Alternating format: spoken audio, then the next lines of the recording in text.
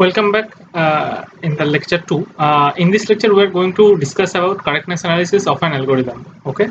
So in the last lecture, we have seen that there are two kind of analysis of an algorithm that we can perform. One is correctness analysis and another is performance analysis, right? So we'll first focus on correctness analysis in this lecture.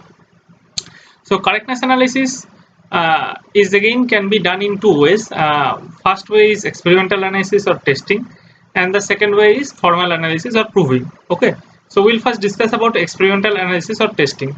So in experimental analysis, we test the algorithm with different sets of input data set. Okay, so as you know that an algorithm can have some input, right? An algorithm takes some input, it processes that input following the instruction of the algorithm and then gives some output, right? So we feed some input to the algorithm, and since we know that what our algorithm is going to do, we also can expect that what for a input the algorithm is going to give the output. Okay, so what is the output for an given input? Okay, so when we do experimental analysis, what we do, we test the algorithm with different set of input data set. We give the input, we give various input one by one, and we try to match the output of the algorithm for those input with the expected result. Okay, so as I told you that whenever we are giving some input to an algorithm, since we know that for which problem this algorithm is, we can expect some output for those inputs, right? So during experimental analysis or testing, we do the same thing. What we do, we feed some input to the algorithm, then the algorithm process and gives some output, right? Now, since we know that what is expected from this algorithm, we also have an expected set of output, right? So for those inputs, so we then matches the output that is given by the algorithm and the output which is expected from it, right? So the output that is given by the algorithm is also known as actual output. Okay, so we match the actual result or actual output with the expected result, and if both of them matches, then we decide the algorithm is correct. Okay, but the point is, it is not that if one test matches, then the algorithm is correct. Okay, we have to test for different scenarios or different input data. Okay, and check that for all those input data whether the expected result matches with the actual result or not. Okay, so this experimental analysis is pretty simple. Uh, because we do not have to think about proving it in the formal analysis. In the next slide, we will see that the formal analysis is a bit tough, because we have to find a way to prove the algorithm correct. Okay, but here we do not have to prove anything. What we have to do, we have to do kind of statistical job. We have a set of input data and we have a set of expected output.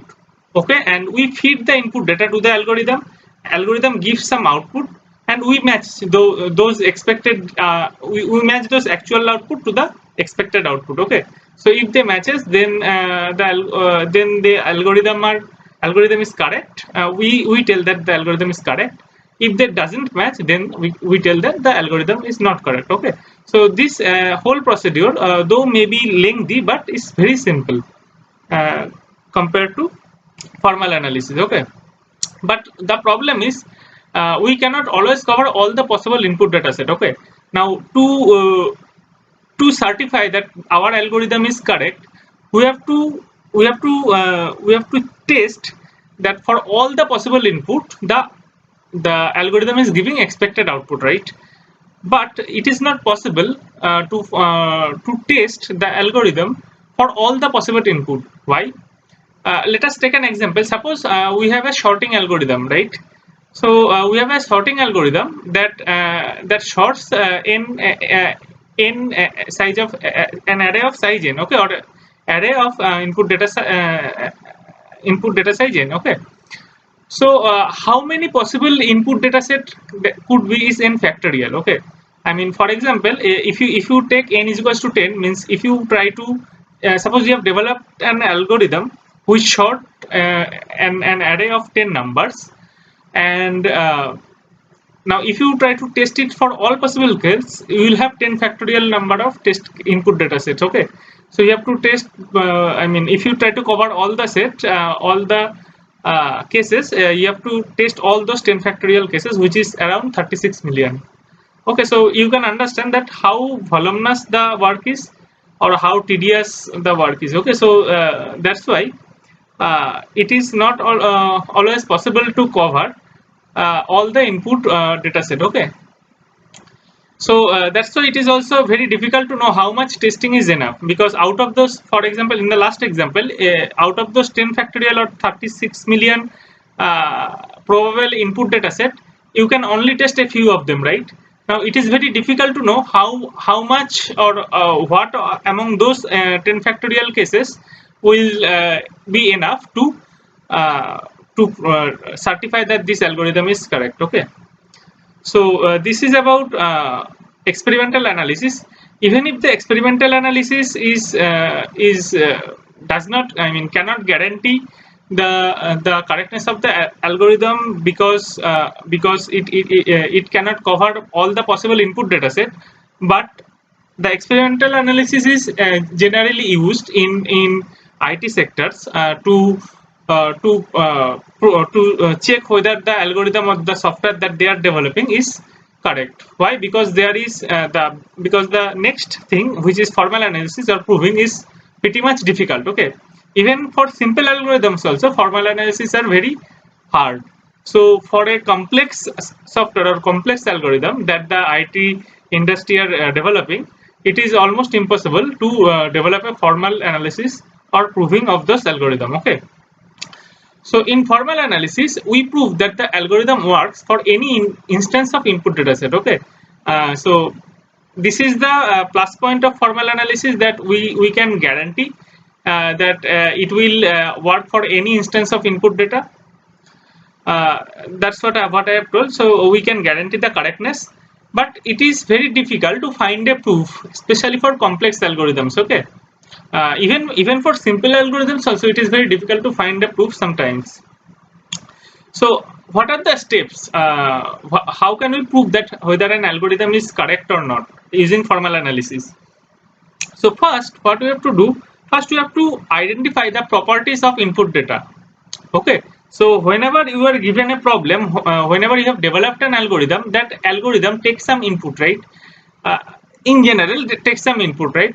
So that input data have some properties, okay, which we are going to call the p condition. Okay, it means that p condition actually defines those conditions which are acceptable for the algorithm. Okay, for the algorithm that is developed or that is under test. Similarly, identification of the properties which must be satisfied by the output data or post conditions, okay, that are called post conditions. So there are two things. One is precondition, the properties of input data that are fed to the algorithm, and the property of the output data, or the property that the output must satisfy, which are called post conditions. So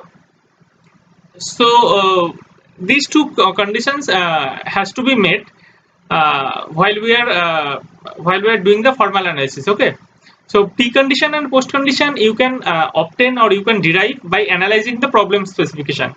For example, if I give you the example of the factorial again. So if I develop an algorithm of a factorial, finding out factorial of an integer, so what will be the precondition? Precondition, the property of the input data, right? So I am trying to find out the factorial of an integer.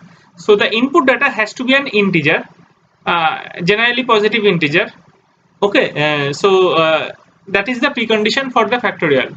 So what will be the post condition? Post condition will be the output which is giving is basically nothing but the factorial, or 1 into 2 into 3 up to n, right? So that is the post condition for this algorithm. Okay, so this precondition and post condition can be obtained by analyzing the problem specification. Okay, and so how we have to prove? So we have to prove that starting with precondition or the properties of the input data and following the instruction of the algorithm, okay, we arrive at the post condition in the output data. So this is how the formal analysis works. So we have the preconditions that are the properties of the input data, and we apply the instruction of the algorithm on that input data, and finally we get some output, right? And if that output satisfies the properties which is called post condition, then we can tell that this algorithm is correct. Okay, now if the output doesn't satisfy the post condition, then it is not an correct algorithm for this problem. Okay, so formal analysis, in case of formal analysis, we use one triple which is called Hoare triple. Okay, what does it mean? The Hoare triple actually contains three attributes. The first one is P conditions of the problem, which is denoted by P. The second one is the post condition of the problem, which is denoted by Q, and the algorithm A. Okay, so with these three triple, the triple PAQ is known to be a Hoare triple, which corresponds to a correct algorithm if the following statement holds. So the Hoare triple are used to denote the precondition, algorithm, and post condition, and this PAQ, this triple is corresponding to a correct algorithm if the following conditions hold. What are the conditions? For the input data which satisfies the precondition P, the algorithm A will lead to the result which satisfies the problem post condition Q and stop after a finite number of processing steps. So in this Hoare triple PAQ, we'll tell that the algorithm A is correct if there is some input which satisfies the precondition P, and there is from that P we follow the algorithm A to get some output, and we found that the output has the properties Q or post condition, right? Then and also the algorithm A holds after a finite number of steps. So if these two condition holds, then we can tell that the Hoare triple PAQ is correspond to a correct algorithm A. Okay, and then we use the notation like P A over arrow Q. Okay, so this is what Hoare triple is, and it is basically used in formal proof of proving of correctness of an algorithm. Okay, using formal method. Now rules for formal analysis are basically the rules corresponding to the type of instruction that an algorithm can have. Okay, so an algorithm can have three kinds of statements, right? First one is sequential statement, one by one, that will be executed. Second one is branching statement, like if else or switch cases, so there will be branches based on some condition. And the third one is looping, right? So for both of these three cases there will be some rules. Okay, so first we will have the sequential statement rule. So when the algorithm contains a set of sequential statement without any branching or loop, then we will use this sequential statement rule to formally analyze the correctness of the algorithm. Next we have the conditional statement rule. When the algorithm contains some conditional statement like if then else, then this set of rule will use to determine the correctness of the correctness of the algorithm using formal analysis. And finally the loop statement rule.